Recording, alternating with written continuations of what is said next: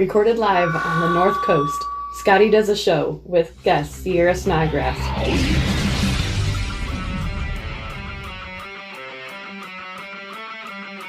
Plus news, today's top 5, and more.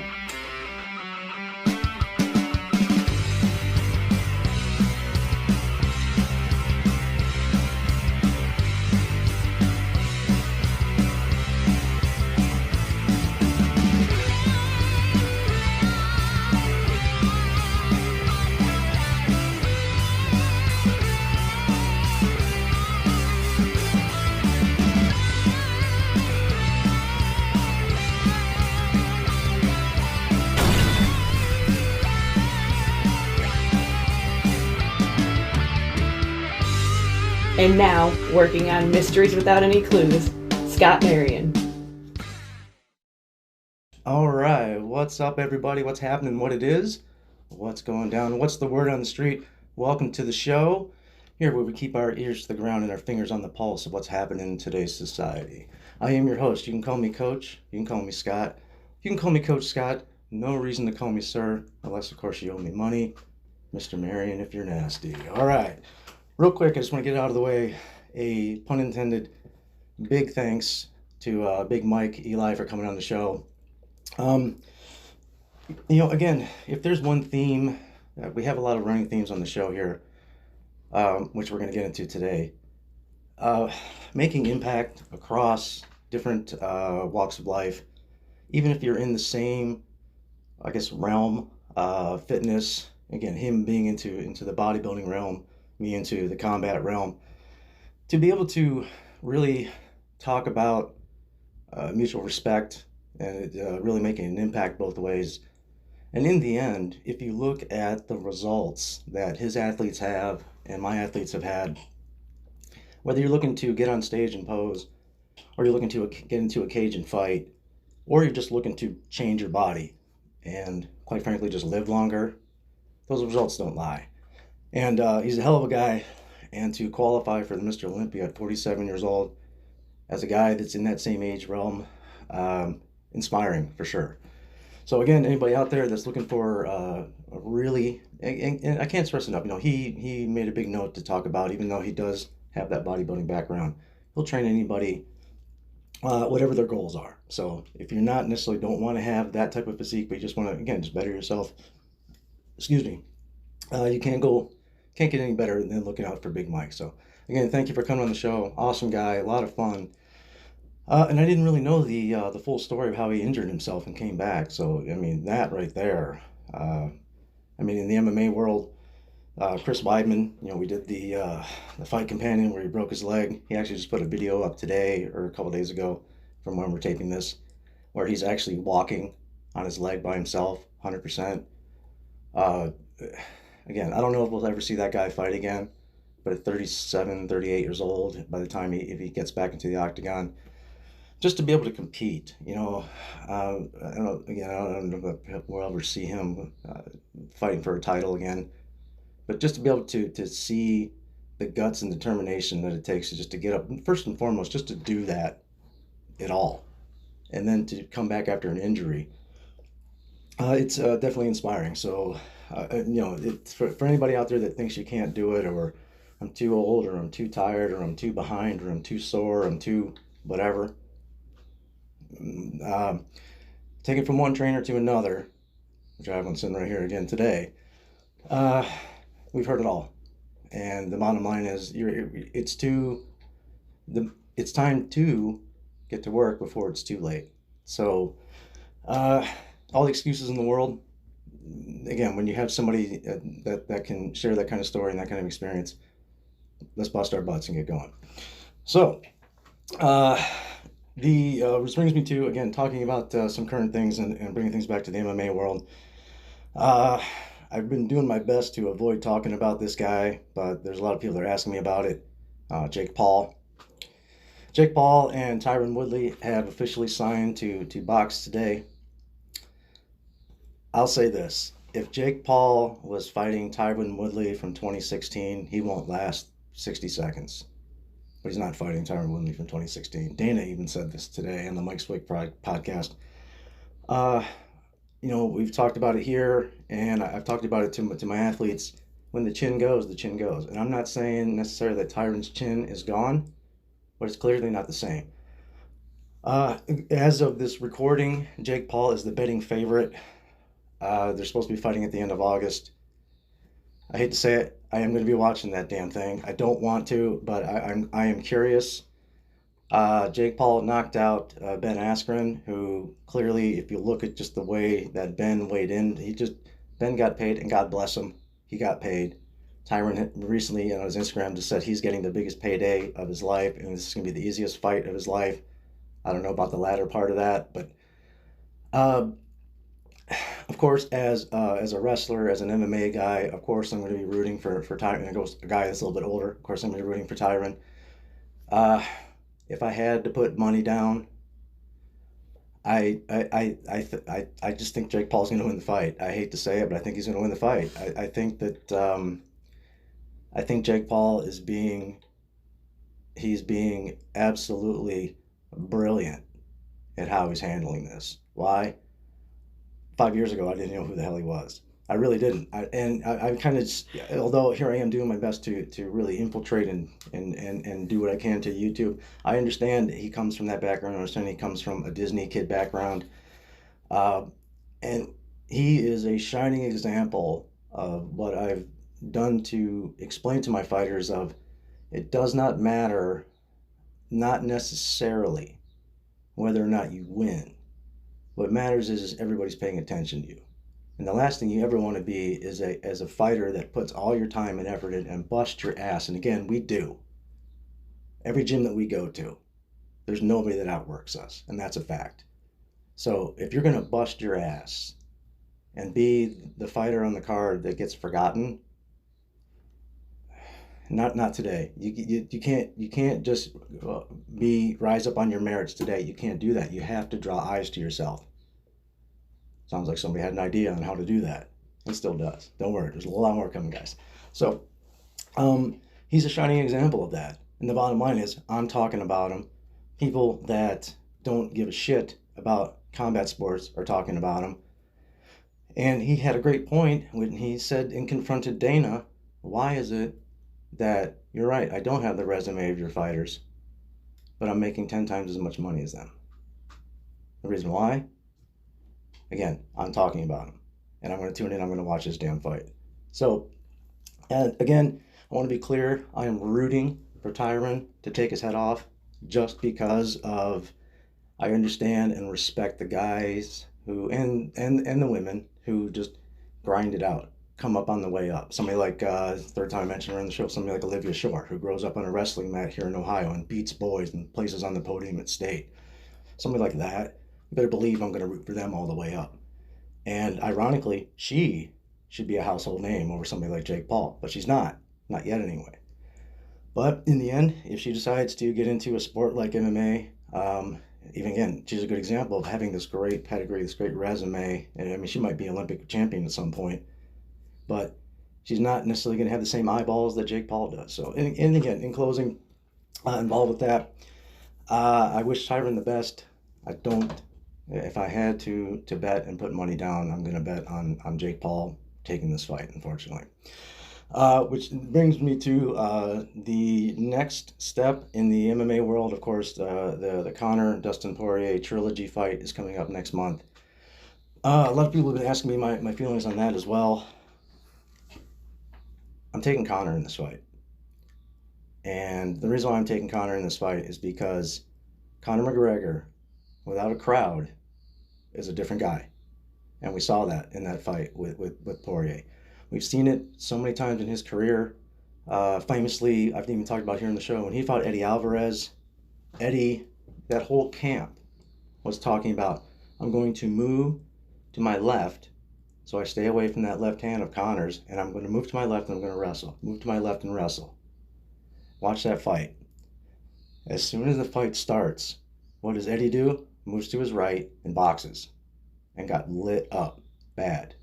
And Eddie post-fight even said, you know, I knew everything, I understood everything, and as soon as that fight started, I looked across the cage, and I'm the champion of the world, and everybody's cheering for him. He's the biggest name in sport. He is the. It's almost like fighting a cartoon character when you have somebody like that in front of you, with that crowd, with that audience. And again, I was in the crowd the night that in Vegas when Eddie won the title, which was amazing. And everybody was cheering for Eddie. Eddie was the underdog. Eddie was the challenger. This is going to be completely different.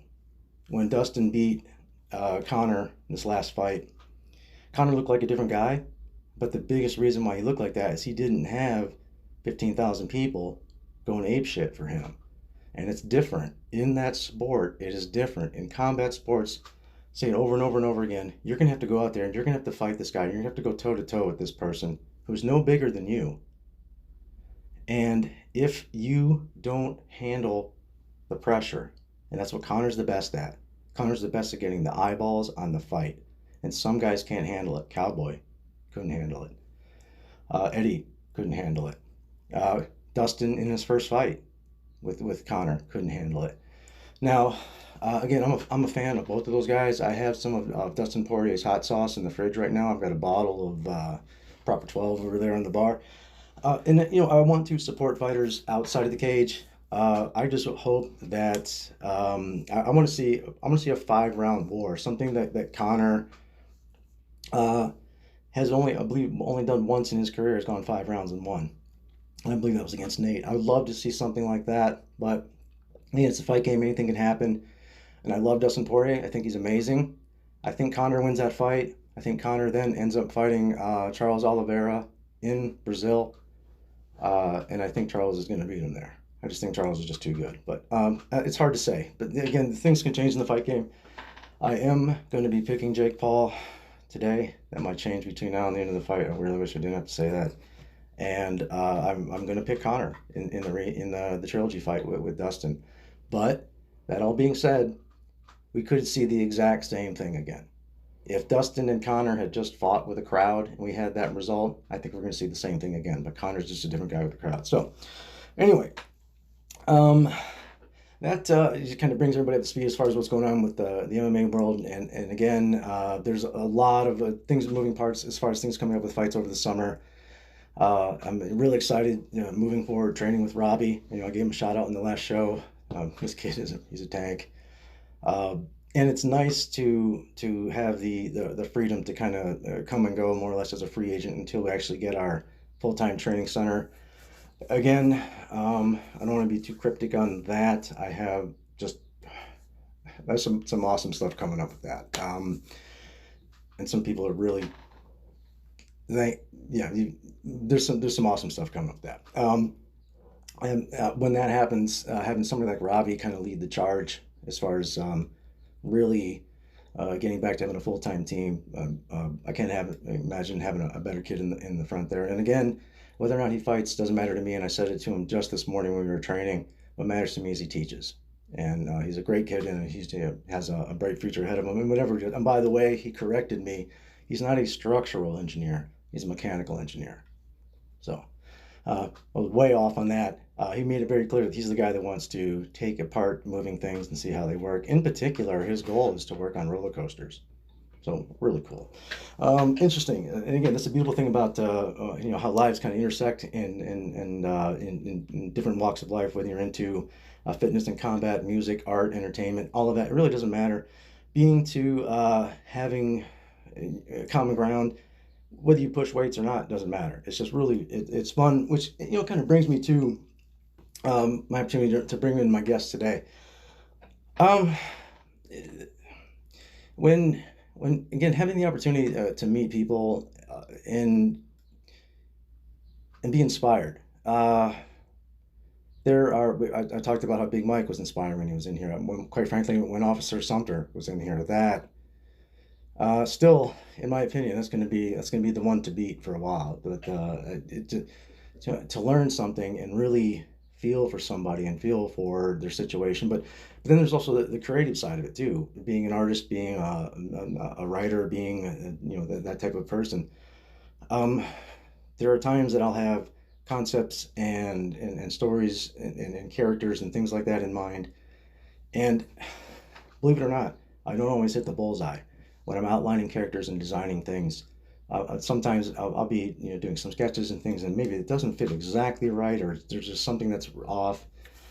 And then I start working at World Gym Sheffield, and there's which is where I met Big Mike. And again, there's the immediate, here's the new guy, here's the new girl. She started right there, right about the same time. I think maybe right after me, Yeah. maybe 6 weeks or so. And you never really know how inspiration is going to work. And the again, being able to cross work and cross promote and get involved in different things in a short period of time, I was able to, like Joe Howard said when he was here, I don't always interact, but I'm always watching and I'm always paying attention. And especially when I go to a new gym and I'm paying attention and I'm seeing trainers and I'm seeing coaches that they'll catch my eye for different reasons, not always positive. And the positive stuff is always what jumps out to me. And the positive thing more than anything else is when I see, and I said this when Mike was here, I see loyalty. And I see people that are coming back, and I see people that will follow trainers and coaches to different gyms and different locations. I mean, there's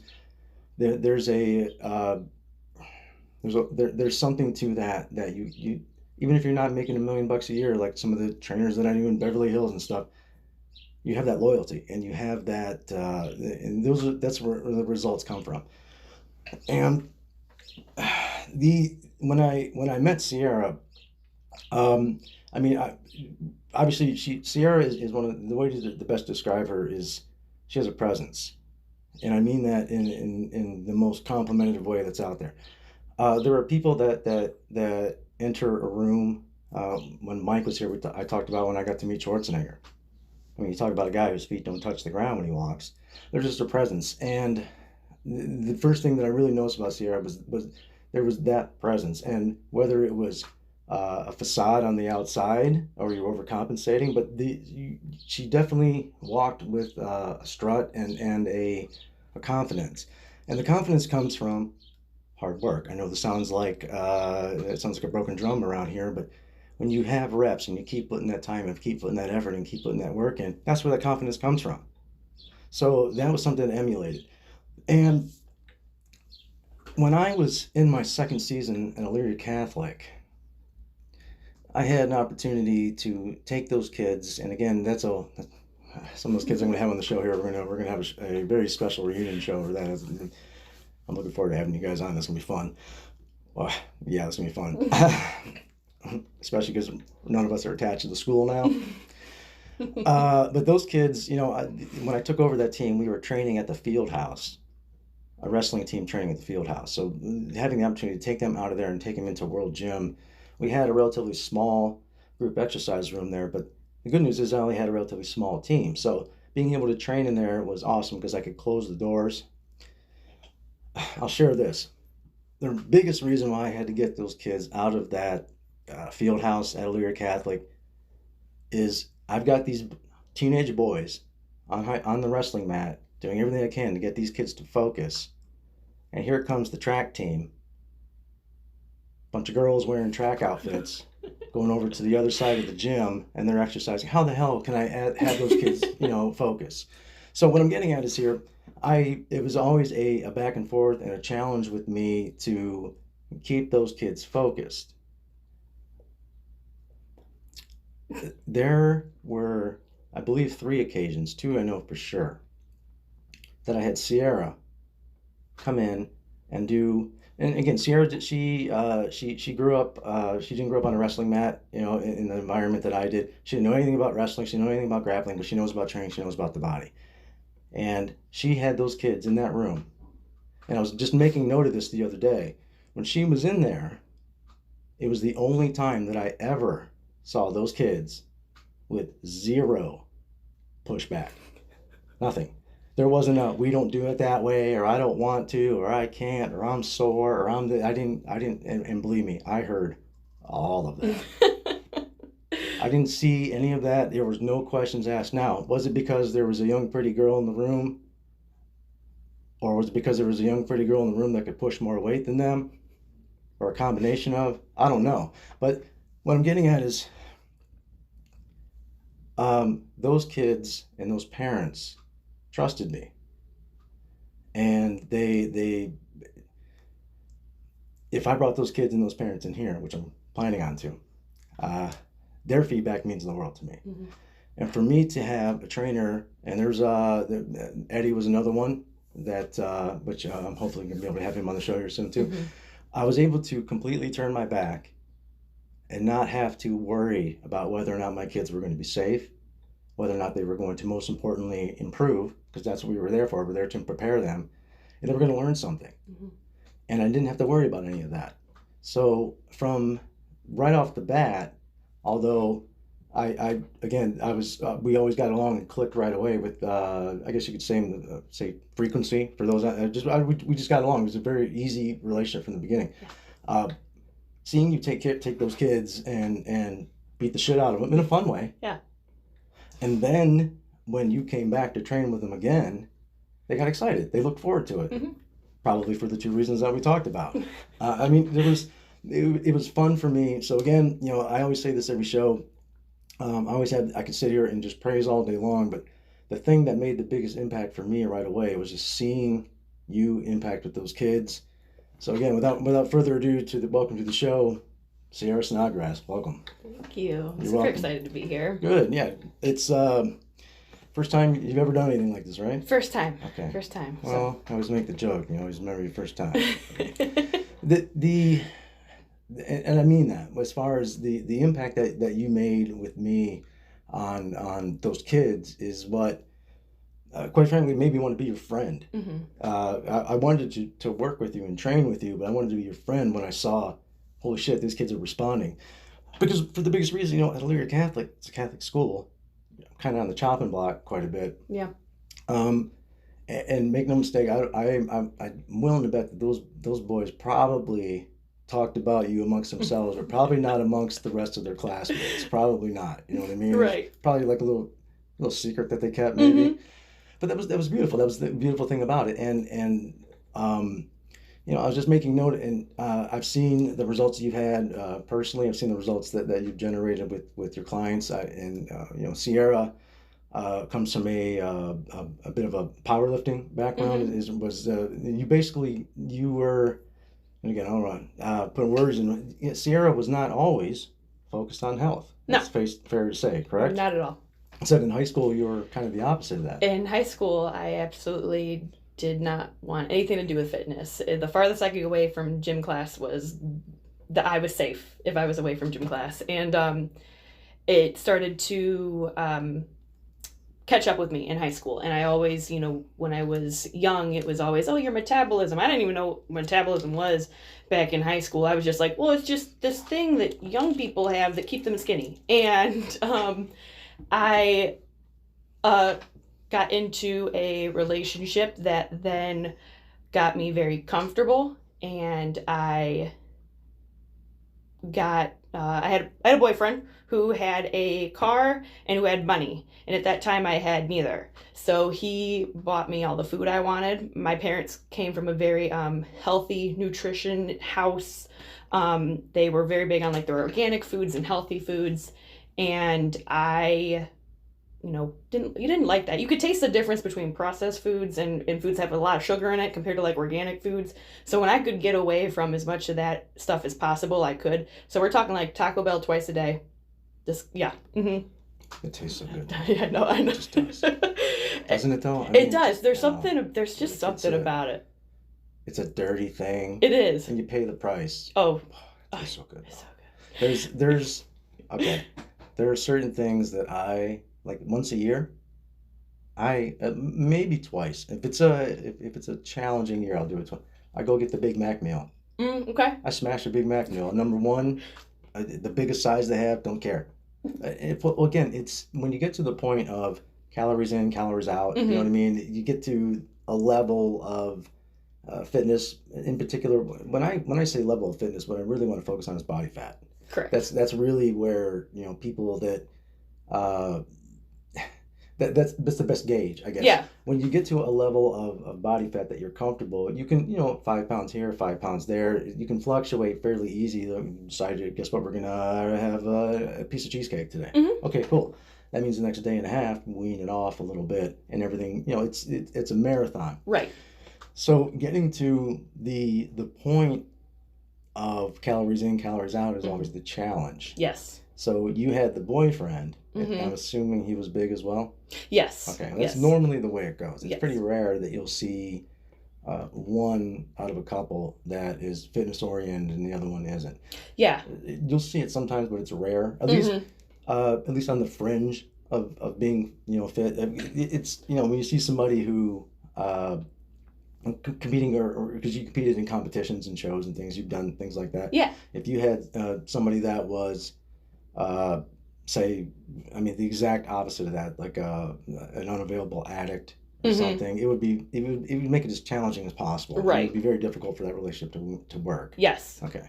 So it's so did you just have like a revelation someday that you're just tired, or did you have the, like I asked Mike, did you have a moment where you're like, hell with this? Yes. What happened? So I remember it clear as day. I was in English class and I was sitting there and I realized that like I would wear a belt to school, and I realized like I was experiencing like pinching in between, like where your stomach is in between, like where the belt would be. And I remember just being uncomfortable and like moving around and just not being, just sitting there felt weird and uncomfortable. And I remember looking down, it's horrific. I remember looking down and I couldn't see the tops of my thighs anymore. And that's when I was like, oh my gosh, like metabolism, I don't have it. Like, so it had finally caught up to me, zero physical activity. And I just was like, I got to do something about this because I was uncomfortable in my own skin, uncomfortable just sitting there. And from there. At the time, did you find yourself wearing like a lot of baggy clothes and not really noticing or realize? Because a lot of people do that. But when I've been out of shape, I'll do that. Anything that's elastic, I'm in. Yeah, it became a lot of more baggier clothes. Anything that just wasn't super like skin tight, basically. Yeah. I forced the clothes basically that I had to fit. And gotcha. you could tell that, like here's probably going up like pant size, like things are starting to look painted on, and I didn't like it. Unfortunately, I do understand. Yeah. And just enough was enough. Enough was enough. From there, because I was taking PSCO classes, which at the time just meant I was taking college classes in high school, I was able to use the college gym at LCC for free.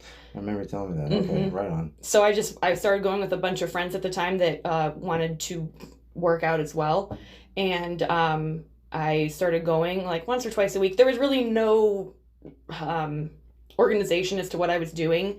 My dad worked out often, all the time. Like he would lift. He had a bunch of equipment at home, and I was like, well, I'm going to do this by lifting. So I lost all my weight by lifting. Cannot say it was the healthiest way to lose weight. I was definitely under eating. I was definitely not the fun friend. Did you have a trainer or anybody at that time? I had nobody. Okay. So I was going off of Instagram and gotcha. YouTube and stuff like that. There's a lot of people that do that. Yeah. Even when Mike was here, we said, as trainers, there's nothing that we can teach you that you can't learn on YouTube or whatever. Right. What we do is set up a structure and hold you accountable, which may not sound like much, but apparently that's a lot. What we do. So, but your story is normal. A lot of people, they'll just kind of want to do their thing and do it on their own. Yeah. But the big thing with that is you chose. Yes. It wasn't like somebody said, do this or else. No. When that happens, again, we said it a million times, if you came to me or somebody brought you to me and said, hey, this is what you guys are going to do, and you didn't want to do that, even if we went to a world title, even if we went to again, I love being the victim of the elements here. It's always great. Now the mailman's here. It's one thing after. Well, we missed the garbage truck. We missed that.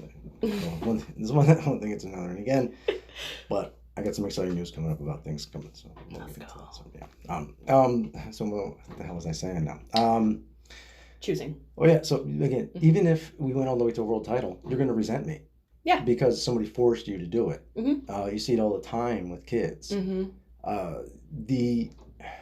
The challenge is getting somebody to flip that switch on their own, which is why I like asking that. Yeah. I know a lot of trainers that weren't always in shape. Mm-hmm. And we almost always have a story. Sometimes you get to be 100 years old like me, where you'll just kind of move up and down as far as being in shape and in and out of shape. Because, I was an athlete, then I wasn't, then I was, then I wasn't. So I get that a lot. But somebody that's young, out of high school age-ish, said, hell with this. Yeah. I love seeing that. Yeah. Because there are a lot of people that I grew up with that I will share this with you, at least physically, they absolutely peaked in high school. A lot. Now, is that genetic? Maybe. But more often than not, it's because of discipline. So, when I get around somebody that's at a relatively early age, and they decide, the good news is you're probably, throughout the rest of your life, you're probably not going to drift far away from that. No. Barring injury or illness or something like that, God forbid. But this is kind of the message that I preach, is once you get a couple years or so in of living this way, eating this way, and most importantly, feeling this way, you don't want to feel it any other way or looking exactly, at it.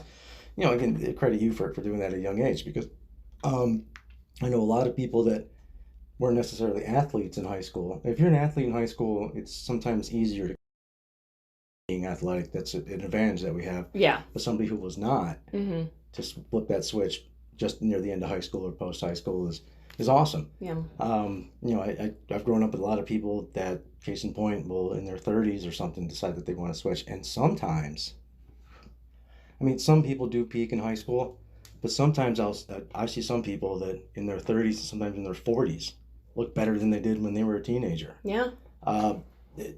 There's always there's an exception to the rule, I guess is a good way to put it. But yeah. Which brings me to, you talk about appearances. So, and being able to be inspired, cross promote different creative projects. Not only is Sierra a trainer, Sierra is also an artist. And Sierra, I talked about inspiration. She inspired me by her training and seeing her interaction with my athletes at Lyric Catholic and seeing the results that she was getting with them. But there was something, and I had known you for almost 2 years when I had said, I started working on a project in 2016 called The Thirst. When I was in college a million years ago, we were into, before video games were what they are today, we actually used to play games where we would come up with characters and roll dice, and I don't care. I was a nerd. Don't care. Come at me. No big deal. Not afraid. So we would play these different role-playing games. And one of them that we played was a game called Vampire the Masquerade. And the thing that I loved about that particular game was it took these fantastic characters, obviously vampires and ghosts and mages and there were immortals in there, shapeshifters, a little bit of everything. And it took these fantastic characters and explained them in a way that was at least somewhat believable in today's world. And always fascinated me about that. And I was very fortunate to have a good, for lack of a better term, dungeon master. I don't give a damn. I don't care. I don't care. I'm a geek. Come on. All right. I had a great dungeon master, Craig, you were the man, who really understood the game and understood telling stories. And it's not a coincidence that it transferred over to me, to being able to not only articulate stories on microphones, things like this, but also being able to write them down. Craig was a great storyteller. I had some fantastic Art Institute students. You can get a bunch of Art Institute students together. It's either going to be a cluster or it's going to be amazing. And that one was amazing. So I always was fascinated by these characters and these stories. And I started 5 years ago writing my own book and writing my own stories with these characters. And I had different ideas for some of them, different looks and things I had in mind. And there's I would say the most sympathetic character in the story, I would say so, at least the most tortured character in the story, the one that seems to draw the most attention in the story, is a character named Daisy. Daisy is, there's a little Daisy in every girl out there. Fair? Very fair. There's a little Daisy in every girl. She's dirty, she's mean, she's a badass, she doesn't give a shit, she's unapologetic, and she's also incredibly seductive, beautiful, and again, just all around tough. I mean, just everything. And again, when coming up with ideas and sketches and things I had in mind for this character, I always envisioned her as a little bit of a darker skin. I always imagine her of a dark-eyed. Having spent a lot of time around the equator, I've been around a lot of women that have darker skin, and I always envisioned her looking like that. Puerto Rican. So, and the dark hair, the dark eyes, the dark skin. That just I had because I toyed with making her blonde and things. No, I almost had. I didn't want to go too much like Selma Hayek in I can't think of that, From Dusk Till Dawn. Okay, yeah, She's kind of along that way. But anyway, when finally it was after some time that I approached Sierra and I said, you know what, this is going to sound mainly bizarre, maybe completely off the wall, because she probably didn't know that I was doing this type of thing. I mean, she knew that I was into art and stuff, but didn't know maybe necessarily I was writing this type of story. Mm-hmm. I said, I have a character that I would love to use your image with. And I didn't, okay, there are times that as an artist, I've approached women and say, hey, I'm an artist, can I draw you? And they think I'm a creep. You know, because there's always going to be, I get that. You know, I understand that. I understand that people that will call bullshit on that or say that's a line or whatever. I completely get that. But there are times that even when somebody doesn't think that you're a creep, it's just not their thing. You know what I mean? Like, no, I don't want to be in a book. Or there are people out there that are incredibly fame hungry. Of course, absolutely there are.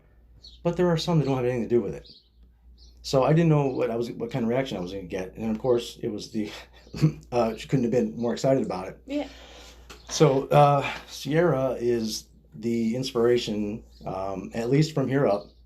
To be fair, I'm not saying that she's a mean, nasty, dirty person, but again, there's a little of that inside every girl that's out there. The envision of kicking somebody like The Rock's ass. You know what I mean? It's just yeah. Or having somebody like Clooney want you.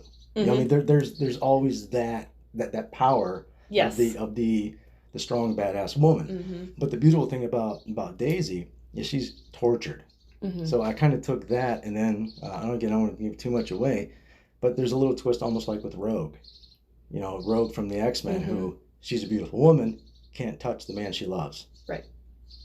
So there's a bit of a torture with Daisy with that. So, and I know I talked about the book here a little bit. The next step with that is we're actually going to be doing some headshots for that. I do have. I've talked about it off air with you a little bit. What I will share is there are 2 groups that are interested in it right now, and I won't share the name, but I'll say Jason and Ben. Oh, and somebody else I got to tell you, Chris. I'll be in touch with you guys soon. Cool stuff. So we got some work to do with that, which reminds me, I'm going to be probably doing an ad on the Marion Creations YouTube page, and I'm just going to be doing on the definitely on Craigslist and maybe even a couple other sites around the area. I'm going to be doing a casting call for some of the characters that I have. I do have a couple people in mind, so those of you out there, don't be surprised if you hear directly from me. As far as being a print actor, again, if you look up a guy named Alex Ross, you can look him up here on YouTube. The way that he has people come in and he'll photograph them and use those photographs and actually paint. He does the painting. I'm going to be doing my drawing style. It's gonna be a lot of fun because I'm taking these are pretty messed up characters, and I've been when I was writing the first book, I was able to keep you up on everything that was happening in it as we were going along. The second book, which is I probably got about 20 pages left. Yeah. And because of some people that I mentioned, I've been keeping a lot of that quiet. But it's exciting because these are my characters. This is my story, and I get to tell it my way. Yeah. And there's people that are excited about it. So You'll be getting some stuff from that soon. But the again, when you talk about inspiration, there's I get to meet somebody through training and through that environment, and it turns out she's also a really cool person. And it turns out, wait a minute, she'd be great for this character. What I'm getting is, setting limits when you meet people as far as expectations, or my relationship can go this way or this way with them. And it's not necessarily the smartest thing to do. Like being open for ideas and things. You probably haven't been around a lot of trainers that are writing their own comic books. Nope, not at all. Probably not many. No. But it's it's fun for me to have you be on the project. So yeah, it's gonna be, we have some work ahead of us. So let's get ready. But it's gonna be fun. It's gonna be a lot of fun. The next step is, I've converted the Scott Cave here into basically the multimedia studio. So we're going to be using this for doing photo shots for the Thirst. Turns out we're probably going to be looking at another location. We'll be able to do that, so we have a little bit more room. Yeah, so I got more. Again, I got some stuff to tell you about this. Yeah, man. But look, just because you don't hear from me doesn't mean I'm not busy. I think that I've shown that to you over the years. And well, you were there kind of on the front lines when I had falling out with a few people, a few athletes. The one thing I learned over the last couple of years is to not, I've learned to not talk about things that aren't going to happen or aren't for, you know what I mean? Like I was guilty of being too forthcoming on things that I was trying to make happen that weren't necessarily happening yet. And I learned my lesson with that. I'll never do that again. But, in the time that I've known you, there's like, again, we'll go sometimes weeks or months. I haven't seen you. It's been about 5-6 months since I've seen you last time. It's been so long. And it's funny because one thing that we have in common is when we do kind of meet back up again, you've got a ton of shit that you've been up to and doing, and I've got a ton of shit that I've been up to and doing, and a lot of times we cross paths, which is great. So, yeah.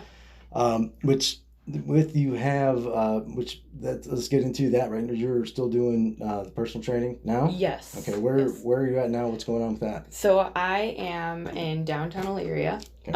I am co-renting a facility with another personal trainer, 2 other personal trainers actually.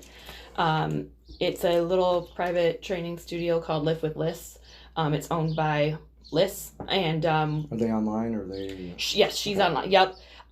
So it's 3 different trainers, or including me, and we all have our own brand, our own business, and we're just all working out of Alyssa's studio. So it's really cool that I'm able to live that dream that I've been wanting for a while. And now, and then you get that dream, and then you want more, and then you want more, and then you want more. What do you want next? Oh, I would love to have my own facility. Okay. That would be, awesome. I would love to get so busy that I can hire on more trainers and actually have peak trainers instead of, just me. It's stuff that I would never think about or ever thought of, and now I'm like getting, there. I'm not saying I'm at all close, but however, I'm like, this is a possibility. Like, this could happen. Than you realize. Again, we'll talk off air a little bit. Maybe closer than you realize. Okay. And again, we've talked off air about some things that. One of the things that I love about Fighting Shape is most of the people that I train will never get into the ring or get into the cage. And one thing that you actually kind of, maybe Eddie was the first one, but you and I really kind of gave birth to the trainers training trainers. Yeah. Where I would bring Sierra in and just we would just box and kickbox, and and again, chances, of course I would love to have her fight. I'll tell you exactly what I've told her. Again, the reason why she doesn't want to fight is because, cutting weight. She's flat out honest about it, and I understand that, and I get that. That's a stigma that we. But I'll tell you, I'm going to tell the world right now what I've told her privately, which is if she ever gets into the ring, and of course, or the cage, and does it the proper way, there is not a woman on this planet that's going to be able to outmuscle her. It's true. You're not gonna. You're never. And the way I was describing it with Robbie today is, it's a different type of strength too. Meaning, you might get, if you were to get into a fight with somebody in a ring or a cage, she may be able to press more on the bench than you. Mm-hmm. She might. Mm-hmm. But you go over under and you're kind of in a bear hug and you're on your knees, she's not going to be able to manhandle you and push you around. Mm-hmm. You know, you're never, if you were, because of the background that you have, you understand strength, you understand power, you also understand explosiveness, you get all of that. Mm-hmm. So what you would never be is physically overmatched. But you might get in there with somebody that's highly skilled. Yeah. And that's the beauty of my sport. So, you know, and I was explaining that, you know, to Robbie today. There's the cross training and working that way. It's fun. And if you go on the Fighting Shape YouTube page, you'll see some of the trainers training trainers. Just my favorite ones. I'll even, you know what, I may even just post it up in here. Maybe right about here, somewhere in that area there, where we did a training session last summer where she was holding mitts for me. Mm-hmm. And it's fair to say that she's a strong woman. I'm not talking about South Park or anything silly like that. It's fair to say that she's a strong woman. Okay. When you were holding mitts for me. Twice. Yeah. Twice. What happened? I lost the mitts. How? You just uppercuts, correct? Is that what we were hitting? No, they were hooks. They were. Oh, never mind. They were hooks. They were hooks. They went in upward motion, which is why I thought maybe uppercuts, but no. Well, kind of. Yeah. Not necessarily straight up, but spoiler alert, I don't have long arms. To be honest, I wasn't really focusing on the types of punches. I was focusing on not losing my hand at that time. Yeah, it's a funny shot because we only did like 5 rounds that day, and in 2 of those 5 rounds I knocked the mitts off, which was pretty fun. But and again, we were just talking about that's technique. Yeah. That has nothing to do, and chances are you can push more weight than I can, but it's just because I understand to turn in. I was explaining that to Robbie. It's like he's in that same boat because that kid, he's just built like a tank. Mm-hmm. But he, in the proper weight class, he's not going to get in there with somebody that's going to out-muscle him, that's going to be able to push him around like that. Although he doesn't have the powerlifting background that you have. He's built, I mean, this kid is like a carbon copy of me. We're the exact same size. Mm-hmm. Although he's a little bigger than me now, but the frame is exactly the same. And we were talking about weight classes today, and what I told him was, right now, the featherweight champion in the world, Alex Volkanovski, is built exactly like you. Same height, same weight, same muscle or bone density, same size. He's a little bit older than you. And he just kind of nodded his head. So what does that tell you? Okay, so if you fight over that weight, you may be undersized. Mm-hmm. But there's... but you know, again, so the fact that she doesn't want to fight, and she shared that with me, she doesn't want to get into cutting weight, which I get it, I understand. It's a bitch. There's nothing fun about it. But there's the only fun thing is how you look. You know what I mean? Yeah. You look great. You look incredible. I mean, you always take care of yourself. You always look good anyway. But when you get into that type of shape, you look like a comic book character. It's cool mm-hmm. to see yourself look like that. And then for people that have never looked like that, they don't understand. Holy shit! What did she have to put into to do that? Mm-hmm. Which is everything. Mm-hmm. So what I'm getting at is the one thing that I have in mind with Fighting Shape is I want to be able to focus on my type of training, which even though I've been teaching so much boxing and kickboxing, I'm a wrestling coach. Mm-hmm. I grew up as a wrestler. I love teaching wrestling. I will teach, boxing, kickboxing all day long, but I'm a wrestling coach. And one of the things that is going to be happening at Fighting Shape, and I've already reached out to a couple people, including Eddie, there are going to be people that come into Fighting Shape training facility that don't want to learn how to punch and kick at all. Mm-hmm. But maybe they want to look like that. They want to have that kind of physique. And we've talked about it before. I absolutely want to have peak personal training as at least a stepping stone for you to have your own facility. Because I've talked about it here on the show, and I've mentioned it privately. The Fighting Shape Instructor Program is something I'm getting ready to launch here soon, where, again, there are people out there that are amazing fighters and are amazing combat athletes that have no business ever teaching. Yeah.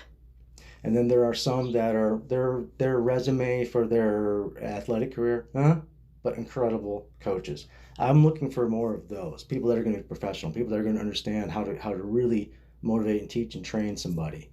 The stigma of, well, you can't teach me because you haven't been a world champion, that doesn't mean anything. When you establish a brand where it's family friendly, where people will learn and people will progress, that's what it's all about. So if I can reach across and have somebody that has a personal training brand, tie them into what I'm doing, quite frankly, you get to prosper and take away a lot of those people that, and of course bring your own people in there as well. And when it comes time to branch off, one of the things that we have designed with Fighting Shape is we might have a facility that's the size of this room, where somebody can come in and do some yoga, or they can do some grappling or something. You're probably not going to be a personal trainer in a room this size. Probably not. Right. But what if you found a spot somewhere that was perfect for what you do, but we can't have mats and stuff in there? Fighting Shape presents Peak Personal Training, just like that, to have your own brand over there. Basically what I'm getting at is here, there's some great stuff coming, and I'm going to do everything I can to keep blowing you up for that. By the way, her designs are pretty cool. Not saying, just saying. Is that fair? Pretty cool? Pretty fair. Pretty fair. They're okay? Yeah, they're all right. Yeah. Is it okay to put your contact info right Absolutely. up here? Okay. Now Absolutely. Again, if anybody out there wants to reach out to me directly, you're welcome to. Or you can reach out to Sierra right here once things get going. And again, we'll talk a little bit more off air as far as what's going on with the training center. I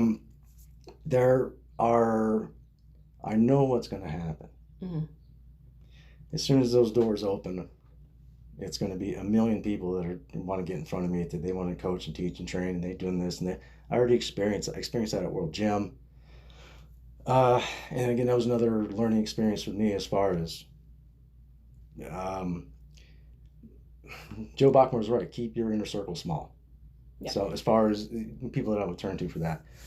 And again, there's we'll talk a little bit. There's people that have some pretty exciting stuff coming up. So, and again, whether you are, because you how many powerlifting competitions have you been in?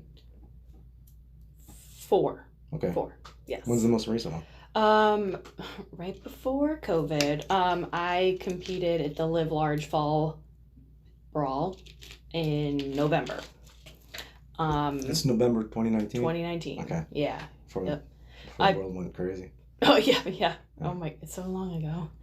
I remember it like it was yesterday. And I have a upcoming competition in September. Yeah, I knew you had something coming up. That's cool. How are you feeling about that?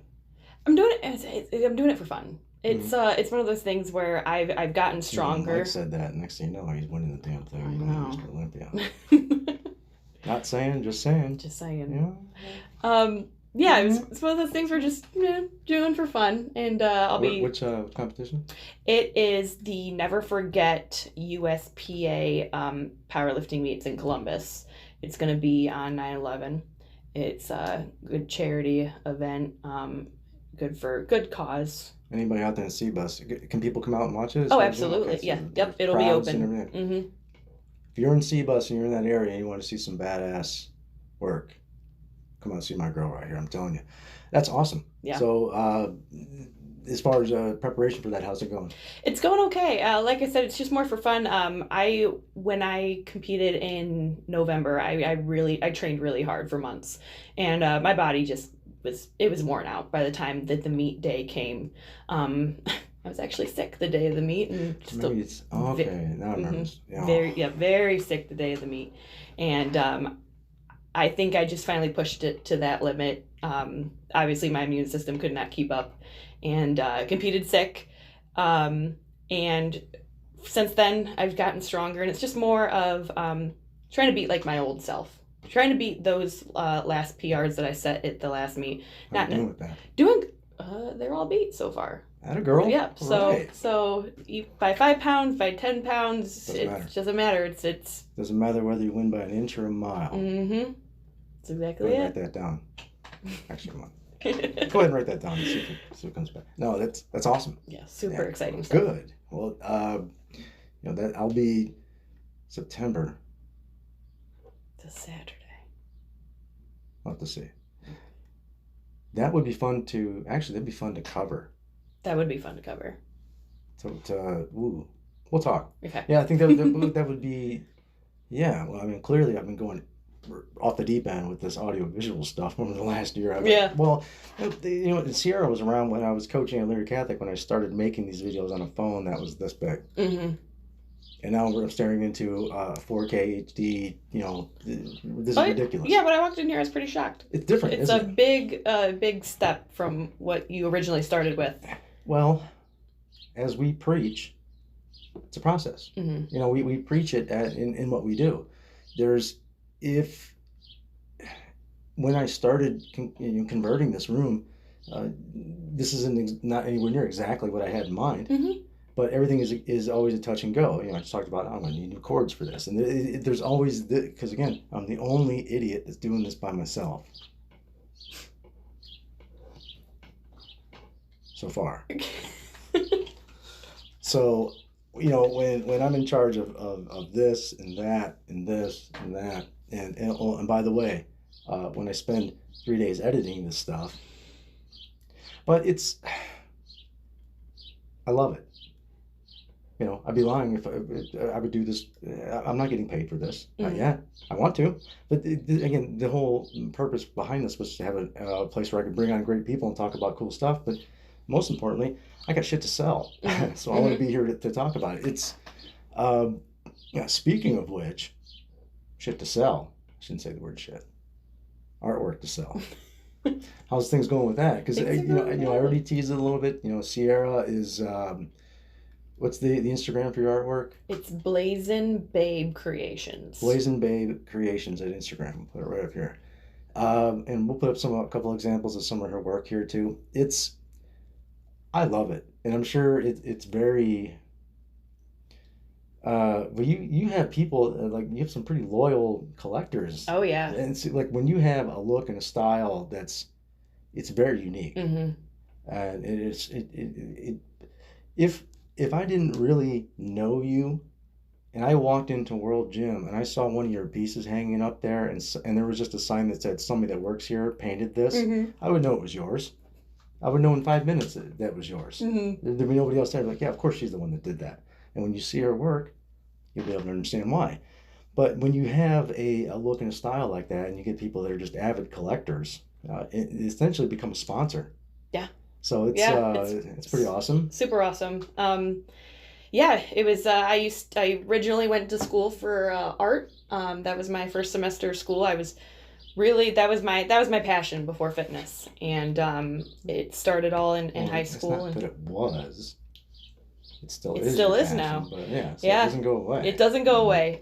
For a while, it did. It died, and during lockdown, I was like, well, let's try something. And yeah, I remember you reached out. Yeah. That was awesome. Yeah, it was super awesome. So definitely the style has changed even from the first painting I've done, and it's definitely something that I love to do. It's helps me relax at the end of the day. It's my little escape, and it's therapeutic. Very. Yeah, well, exercise, same thing. Mm-hmm. It's therapeutic, and if you remove something like that, it's you said that the fire kind of went away there for a little bit. You always feel like something's missing. Yeah. And you feel like when you have a craft or something that you either used to have a passion for, I always feel like you should always reawaken it because there's a reason why you had a passion for it in the first place. Agreed.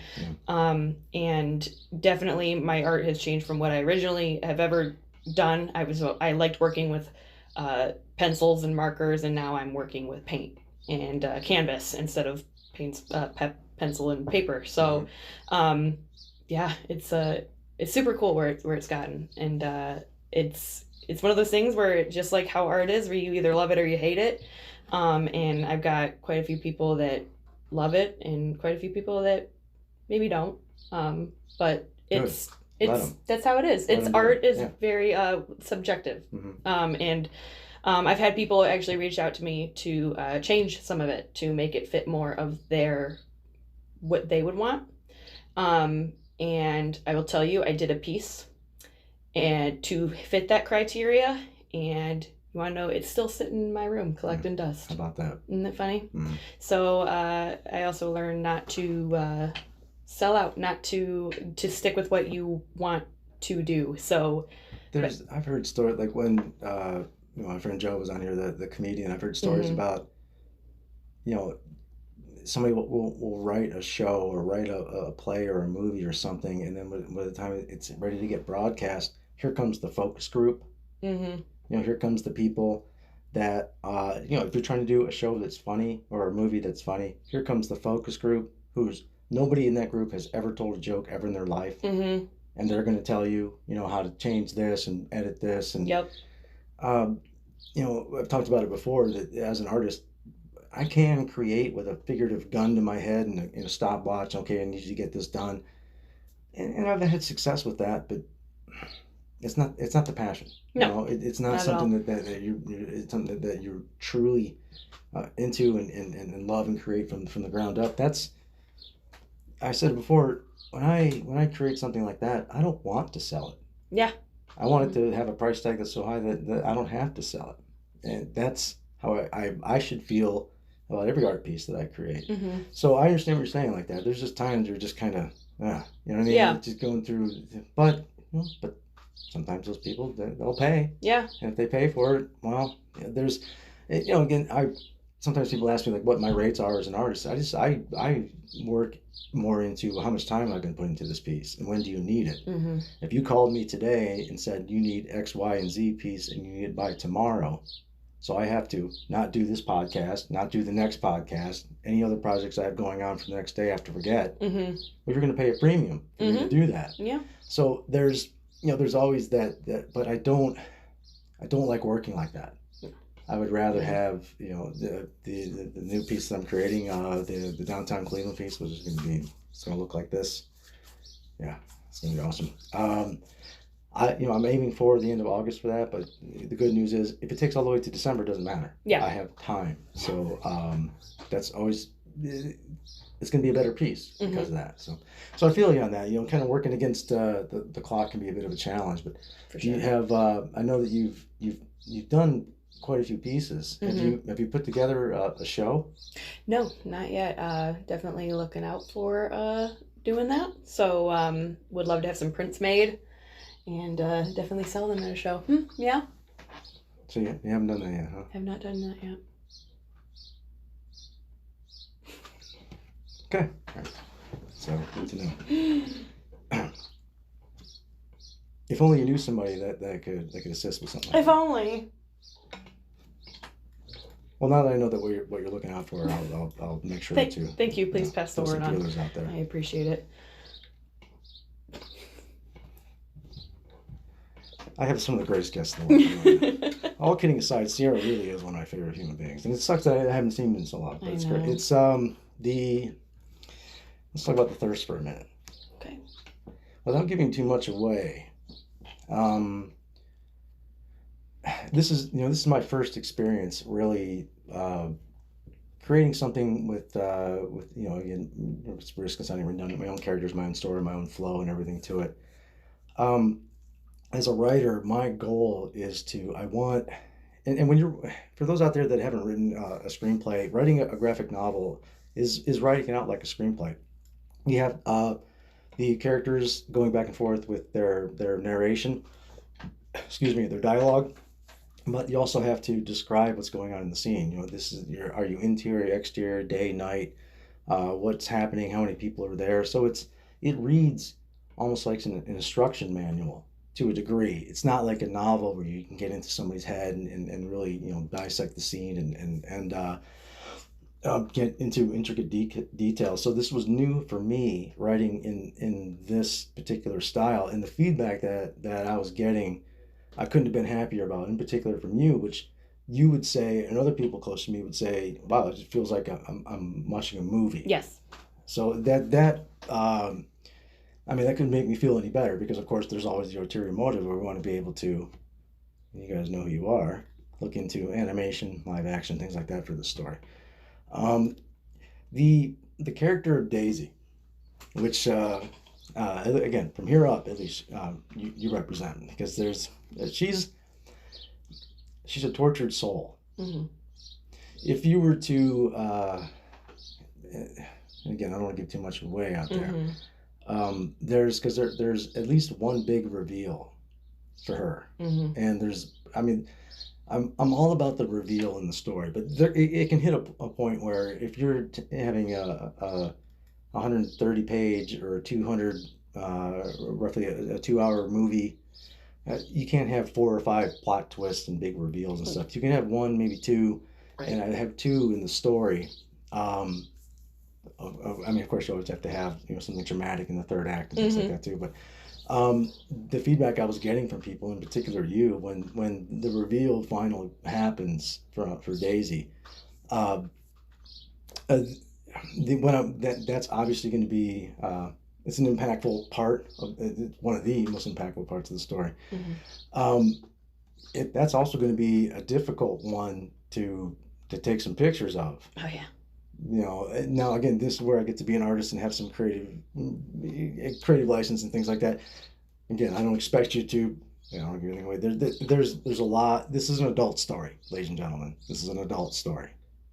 Pixar is not going to be animating this. So what? Disney's not going to pick this up? No. Oh. So for anybody out there who thinks that I'm being cryptic, that this is Disney, this is not Disney. No. Although if Disney wants to come calling, no, actually, I don't think they could. I don't think it'd be possible. No, there'd be no way. But and I will be doing a full review about this. There's a series on Netflix that's called Love, Death, and Robots. If you're not familiar, yes, we amazing. Just watched the whole second season. Second season, yeah. The first season is groundbreaking, absolutely phenomenal. I think I may even mention that to you that there's some people that they're. Again, we'll talk a little bit more. There are, check that out on Netflix, The Love, Death, and Robots. Both seasons are amazing. The Christmas one from the second season was my favorite one. That one was good. So cool. My heart is always in the first one. It's amazing. It's amazing. That's my heart. The Sunny Secret. Yes. That, if you see that, go ahead, go on Netflix, look up Sunny Secret. You will see a very strong inspiration on how I want to represent the thirst. Yeah. I can see that. Yeah. Well, and the beautiful thing about animation today, it's universe. So it's fun for me. I look, and as a writer, I'll read other screenplays and other stuff that were written in like the 50s, 60s, and 70s, and you can tell that they were limited on what they were able to shoot. So they can only they would do a sci-fi or a space movie. It almost all takes place in a room, so they can say if they're on the ship or something. Now you can create this whole, with a computer, with a laptop, I can create a whole universe. So it's pretty amazing. But yeah, for those of you out there, check out The Love, Death, and Robots. Phenomenal. Really cool. Really, and very different. If you are into all different types of animation, great storytelling, off the wall. I've talked about it. Although I love the Wachowski brothers, or is it sister and brother? I don't know what the word is in it, but whatever. That's another story. Like what they did with the Matrix series was great, but my personal favorite part of that whole series was the Animatrix. I loved that, it's very similar. It was a bunch of animated short stories that were supposed to take place between the first and the second Matrix movie. So again, if you're on HBO Max, you'll be able to check out the Animatrix. So, just a couple shout outs to some really cool adult animation. So that's the route I'm looking to go with this. Love that. She's there's a lot of blood and guts in this. There's language and again, the goal of this was I want to scare. I want there to be popcorn movie, an action movie, if you will. But there's I guess one of the theme of it is, in the midst of, I don't give anything more in the story, in the midst of all of this fantastic chaos, it's the human element that ends up being the catalyst that screws up everything. because in this world with these fantastic characters, and this is the little insight into the story, humans are the pawns or the playthings. Yeah. Why not? Why not? Why not? Why why use your own kind when we can mess with the humans? So that's where the cat and mouse part of the story comes in, because most of the main characters in the story are human. Yeah. Or at least we think they are. I guess we'll find out as time goes on. But yeah, it's getting your feedback as that book was progressing was great. As we move forward, and it's going to be a busy summer. Yeah. So between now and September, when you have your show or your contest, we want to be able, I'm going to get as much work in as we can. But I understand, it's going to be as busy as you can. I'll talk to you a little bit more off air as far as what we want to schedule that up. But it's going to be fun, and again, I'll be having a casting call for people out there that want to be involved with doing some print modeling work. When I say print modeling work or print acting work, I don't care if you can act or not. I don't care if you can even speak or not. Doesn't matter to me. What I'm going for is a look. But with these types of things, who knows what progresses? Because first and foremost, I want to tell a good story, and I want to tell it in a really cool, fun way. And if those two things happen, who knows? You might get the call for being Daisy in a live-action movie. Who knows? Yeah. I don't know. Something tells me that I don't think you'd be upset if Hollywood came calling to oh, no. Something tells me you'd be able to. I don't know if I'd be able to take it, actually. I don't know if I could handle that. That's what I deal with later. Yeah.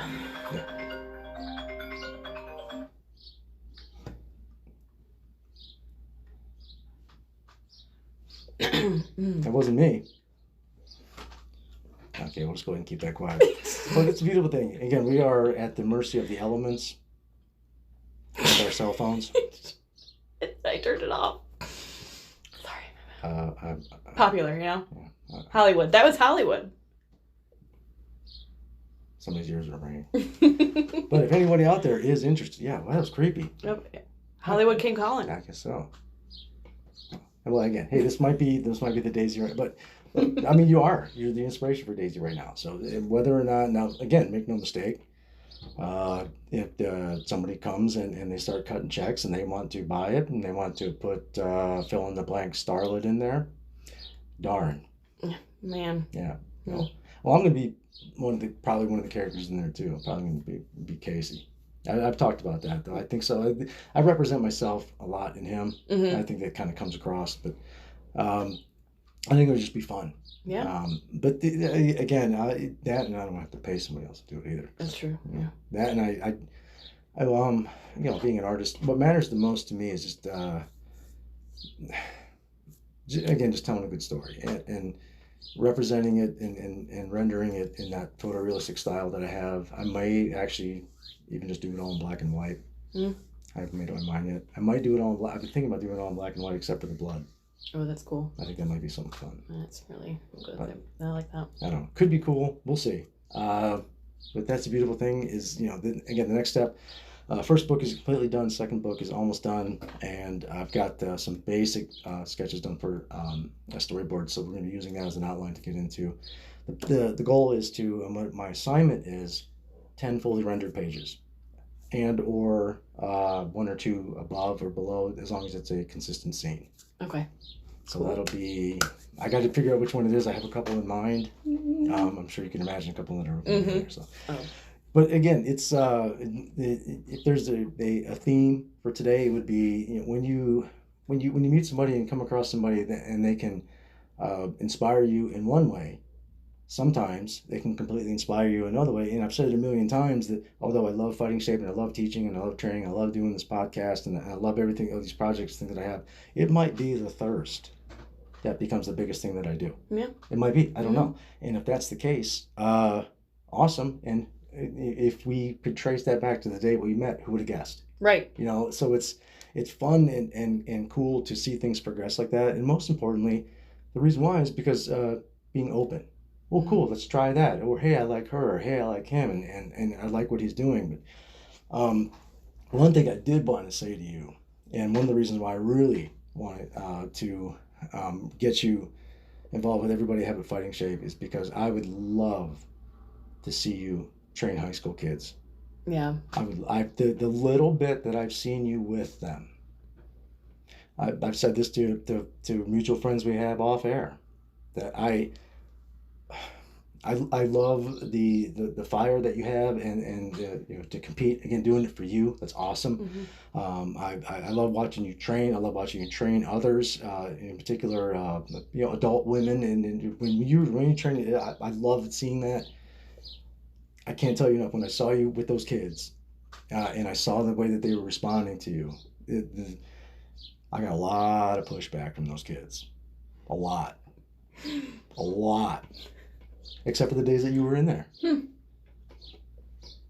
Zero. So now that is something that tells me a lot. But then again, I've also spent a lot of time amongst high school kids. Yeah. So what I get a lot of, especially today, shout out to Chris Vondrushka from Keystone and some of the parents and everybody that's been reaching out to me. Get ready for the Thunder Live show. Oh, it's going to be amazing next year. Things coming up with that. There are parents out there that when if I was to take over another high school team, or when we build the Fighting State facility, and I have many high school teams coming in and out of there, having somebody there that can command those kids, and quite frankly, doesn't know anything about wrestling or grappling, doesn't care to know. I mean, we'll teach you, of course. I mean, we've grappled a little bit for defense and stuff, and I mean, it's a great way to get in shape and everything. They're not going to go to you to learn how to do a single leg. They're going to go to you because my whole strategy with those kids in wrestling or in combat, you either know how to wrestle or know how to fight, or you don't. And I get around high school kids or junior high kids and say, okay, who here has been wrestling for 2 years or more? And the ones that raise their hands, I'm like, great news, you know how to wrestle. You don't know every position, every move, but guess what? If you're in trouble, you know it. If you're winning, you know it. Whether you're on the feet or on the ground, on the top or on bottom. So, since you know how to wrestle, now you got to get in the best shape possible. So having somebody there who looks at this kid, doesn't matter to you whether or not this kid knows how to hit a single leg or not. What matters is I got to get him a little faster. I got to get him a little stronger. I got to get him a little bit leaner. Because now that we've already established he knows how to wrestle, those matches, even at the highest level, are going to come down to who's in better shape. Right. Almost every time. So I have parents approach me that are looking for. There's that girl Sage. I was talking, you see the videos of me training with her. I've used you as an example, saying, man, well, she's on a great wrestling program with Coach Vondrushka. She's been doing a lot of, or not in recent months, but excuse me, she's done a lot of one-on-one training with me, learning how to punch and kick and more or less Muay Thai fight. If we had you getting a hold of her as far as strength, speed, agility, but biggest thing is you're going to inspire her. There's, I talked about the Justice League movie, the Zack Snyder's Justice League. There's a scene in that movie when they introduce Wonder Woman. She saves a bunch of kids that are getting ready to get blown up, and there's when they clear the scene out, there's one girl who's just in awe of Diana, and she looks up at her and says, "Can I be like you someday?" That's when I saw that scene, I actually pictured Sage saying something like that to you. And this is a girl that she knows how to wrestle, she knows how to fight. But when I get a young woman that's strong and is competing and doesn't take shit, and will make the boys' heads turn when you walk in the room, when you have something like that in front of her, you know what that's going to, because, Coach Chris said, she's real quiet, she's real shy. She can have that. She can be that she can be that person. But knowing to move a certain way is great. But then when your body is peaking, that's when you really feel like your feet aren't touching the ground. Yeah. So, kind of bring everything full circle. Having, a coach and somebody there that doesn't give a damn or know anything about punching, kicking, or grappling. But man, I can make that kid faster. I can make her stronger. I can make them leaner. I can make their results better. and most importantly, again, command a room. I saw you do that. I saw you do that. I saw it. I saw it more than once. And the only other time I would see that with those kids is when we would go to Illyria and there's Coach Burnett's room. Yeah, you're not going to mess with him either. Mm-hmm. So that's the only other time that I would see that. But in that room at World Gym, which was our spot, the only time those kids ever shut up and got right to work was when you were in there. So again, that's feedback. So to not address that would be silly. So that's what I'm getting at with that. So we got some, really exciting stuff to come up, and anything I can do to help promote you and your personal training. And again, just like I was saying with Mike, if you're not into powerlifting, it doesn't matter. If you're not into combat, it doesn't matter. If you just want to, quite frankly, live longer, if you want to get leaner, stronger, faster, if you want to we're never going to defeat Father Time, but we can slow him down by proper nutrition, proper training, whatever it is that you're looking to learn, looking to get into, looking to get to your peak. This is definitely the person to look up right here. So, and again, on a personal note, one of my absolute favorite human beings, and it's going to be work, but it's going to be fun. I guess, for lack of a better term, immortalizing you and putting you into a comic book. So that's going to be fun. It's pretty cool. It's pretty cool. Well, she's the character that the few people that have read that first book, she's the one that everybody just wants to know what's going to happen to. Mm-hmm. And that's fun. I like that. And but there's been so many strong female characters in the last few years that have flopped. Yeah. Like when they redid Ghostbusters. Oh yeah. They just redid Ocean's 8 instead of Ocean's 11, and it was all female cast. Oh. When they do things like that and they take something that's already existed and try to, I guess, woke it or PC it, or whatever you want to call it, it doesn't work. Mm-hmm. This is different. This is a completely different story. And so it's fun for me. But make no mistake, having that sympathetic character as a female was absolutely calculated. It's absolutely calculated. There's no doubt about it, because, you can put The Rock as Casey, as that lead character, and if it becomes a movie, it'll probably be somebody like that gets that role. I understand I probably won't get it, and that's fine. I don't care. But I'm going to draw me a little bit different than how I look. That's fine. That's the beauty of what we get to do. Yeah. There's to see that I guess I'm getting off track here, but to see that story progress. But again, I just want to thank you for inspiring that. And I'm excited that, again, we haven't seen each other in months, but we correspond quite a bit, and to see that you're excited about being involved in some of these dumb projects that I do, it makes me excited. So I love it. And again, I was thinking that even though we spent a lot of time around, I was getting giddy when she was coming into the show today. It's cool, because I haven't seen you in a while. It's gonna be a lot of fun. So for those of you out there that follow the Marin Creations YouTube page, I do have some concept art on there for it. It's a fun story. It's an adult story. So for those of you that are into Twilight, it might be a little much for you. I promise you the vampires aren't sparkling and they're not making out with human beings. Well, hang on. If they do, it's not because they want to actually make out with the human beings. If they make out with the human beings, it's because they're prepping them for lunch, more or less. There you go. Yeah, well, vampires are supposed to be scary. Yeah. They're supposed to be terrifying. That's what makes them so terrifying, is they look like people. But they are not. That's what makes them terrifying.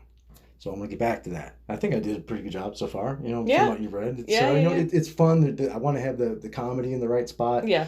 There's got to be a relief every now and then. You have to have that. I want it to be, scary and fun and exhilarating and sexy in the right points, terrifying in the right points, gross in the right points. Yeah. There's got to be, look, when you're talking about supernatural characters like this, there's no other way to do it. So it's going to be fun. But yeah, I know I get long-winded about this stuff, but yeah, I'm just excited that you're going to be part of that project. Super excited. Oh, we got a lot of work. You say that now.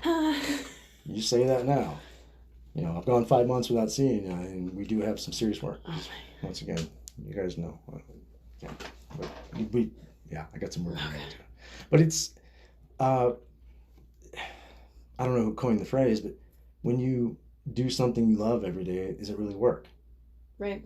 It's not. Nope. And trainer to trainer, artist to artist, we get to create something. Mm-hmm. With Fighting Shape and Peak, and then with the Thirst, and with Marion Creations and Blazing Babe Creations, anything that I can do to, I mean, again, pull everything full circle. When you are involved in one walk of life where there's a common ground, don't underestimate, there might be many more out there that you have common ground with some of these people. Right. So it's Yeah. awesome. Yeah. So yeah, again, first day I met you, who would have thought? Yeah, I was actually going to bring that up. Is I just found it hilarious that the reason why I was drawn to you was just that you didn't care. You had your own like personality, and you were really big on your goals and what you wanted. And I feel like a lot of people like to hide their goals deep down, or they don't think it'll happen, so they don't speak it. Scott was the type of person that would speak it and speak it into existence, and it sounded crazy, and it was, but here we are, and it's crazy how it's just so crazy how we started where we were, and now we're in not separate areas, but we've accomplished so much within the time that we first met. Crazy, isn't it? It's only been what, 2 years? 3. 3 years. Because it was March 2018. It was right after my first season in Lear Catholic that I started at World Gym, and you were started there, I think maybe April, May. Actually, funny. July 5th is when I started. Oh, so I had been there for maybe a couple months, and that was during the time I was talking about it when Mike was here. My first bit of time there, they tried to pigeonhole me into, you're going to be a sales guy, and you're going to, you know what, I played that game for a little bit, and finally I was just like, look, I was, quite frankly, I was having too many people coming in there. Mm-hmm. That I'm like, I can't do this. I'm doing my thing, Mm-hmm. and you know, help them build something that, well, they say imitation is the sincerest form of flattery. So we'll just go ahead and leave it at that. Mm-hmm. Yeah. But look, there's a lot of people out there that'll tell you that I'm a piece of shit and then rip off everything I do, and or watch everything that I do, Mm-hmm. and that's fine. You know, and once again, there's gonna be people out there that love your artwork, and there's people that don't. Yeah. The people that don't, like Cat Williams said, let them hate. Mm-hmm. Let them do their job. That's fine. You know, it's but it's, you know, it's funny that so I guess I was there for a couple months, and that's right when you got in there. I was just going full bore on everything. Yeah, brand spanking new, and you were just doing everything. You were the person I saw the most because you were there so often. Yeah. Yeah. Well, look, my experience has been, especially in recent years, I'm playing the age card here, a lot of times being around younger people, not the case with you, but being around a lot of younger people,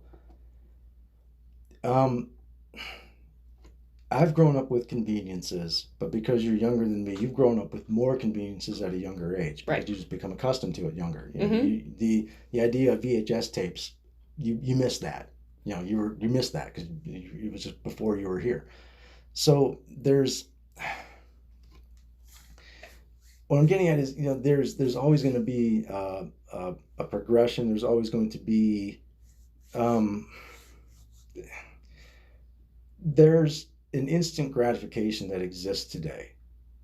That, you know, again, from where we're in a relatively small town right here, you can hop in the car and get any kind of fast food you want on the way home, any kind. So in a world of convenience, when I've been dealing with young people and I'll say something like, hey, do you want to come on the podcast? And they'll say, what are you paying me? Or I'll say, hey, we're going to go out and do flyers for whatever. Well, what are you going to pay me? Look, although I understand that, the challenge is always to build something that has value, Mm-hmm. and then you get paid. Yeah, right. 100%.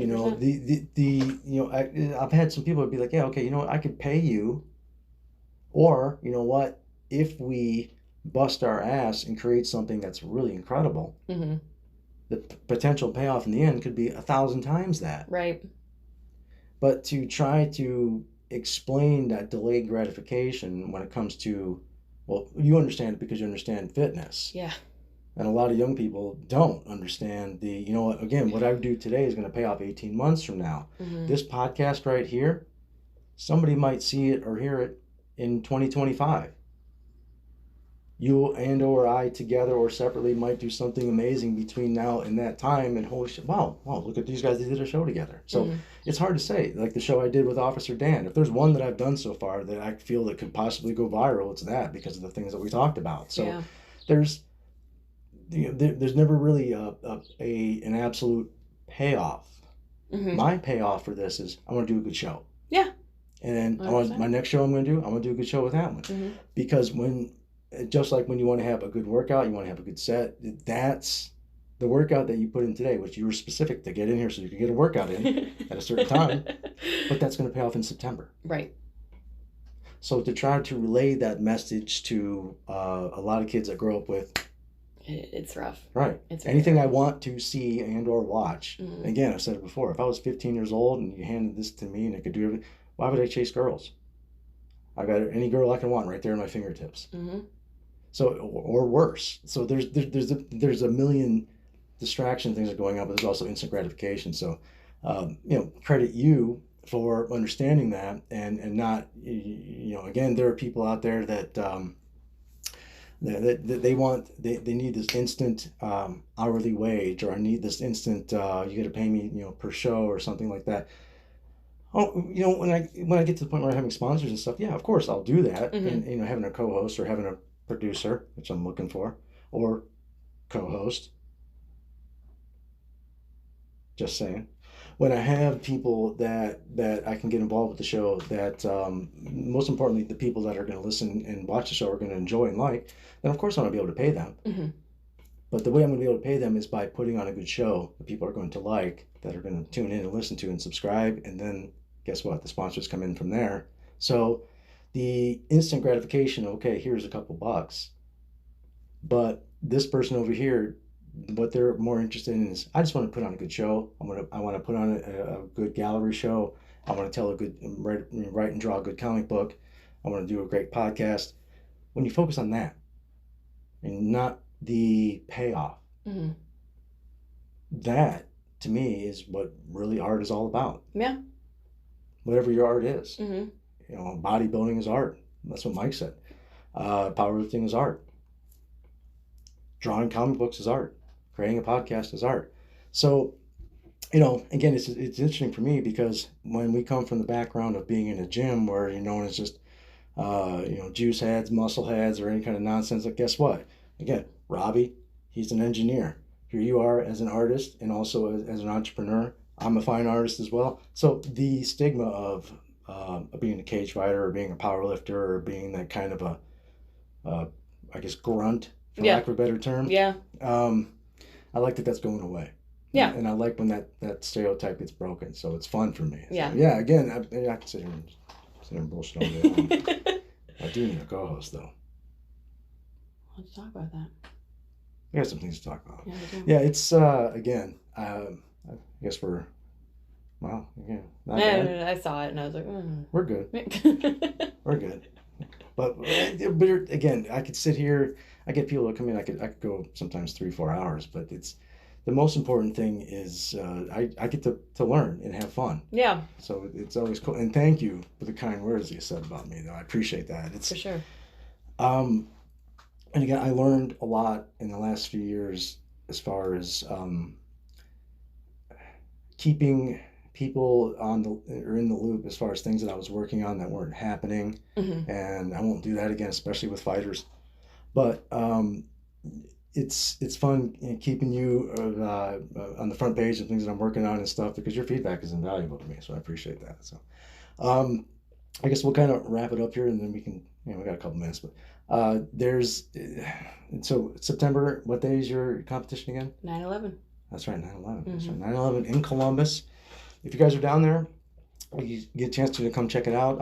We'll talk. I would love to be able to film that. I think that'd be fun. That would be awesome. It would be a fun story to tell. It's, and the thing that I love about making these, doing these short films is it's immortalized. Yeah. The day's going to come when you're an old woman and you're going to be able to, pop that in and watch that. It'll be fun. Just pop that in. The days of popping in the damn VHS tape. We were just talking about it. The days of clicking and watching that, or by that time it wouldn't be clicking. It'd probably I'm gonna turn the dial. I grew up with that. I grew up with. Well, you're the one over here that was like, I'm 1,000,000 years old. So back when I was high school, 1,000,000 years ago. 1,000,001, but it was kind of and a half. Something like that. 8,000 years old. Doesn't matter. I'm still tough though, so just remember that. Yeah. I'm still tough. Old, but I'm tough. Like it's like an old boot. Yeah. Like a Nokia phone. And that, ladies and gentlemen, is the note to go out on right there. I'm as old and tough as an old Nokia phone. So, I mean, come on. Get praise from her for that. I can't go wrong. So, yeah, I just want to thank everybody real quick, for all the feedback and everything. It's just been awesome. I can't thank you enough for coming on. One more time, we're going to put our contact information right up here, right around this area. Man, that's some beautiful artwork. I don't know. Whoever did that is... Anyway. So... and again, you guys are awesome. Thank you so much for the feedback. We've got some really cool guests coming up, and some cool things that we'll talk for a little bit here. That I'm going to be making some announcements soon, and it's you guys are awesome. And I say it every show. There's always going to be progress. Things are going to be changing and moving forward. I couldn't be any more excited about what we're doing, and I couldn't be any more scared shitless, which is great. That tells me that it's real. So, and again, I love you guys. Anything else that you want to add in there? That's it. Yeah, we talked a lot. Well, yeah, and it's fun. And the thing, when I have people on that, number one, I find interesting. Number two, we have common ground. And number three, again, same frequency, easy to talk to. I could do this all damn day long. But obviously we don't have enough time to do it. But I definitely want to have you come back on, and co-host. So I'll keep my feelers out for that. Yeah, well, now that you know what I'm looking for, maybe you can go ahead and see what else. Yeah, I'll see it. Yeah, we'll check. That's how things work around here. So again, thank everybody. You guys are awesome. We're going to be following up with all sorts of cool stuff coming up soon. Love you. See you next time.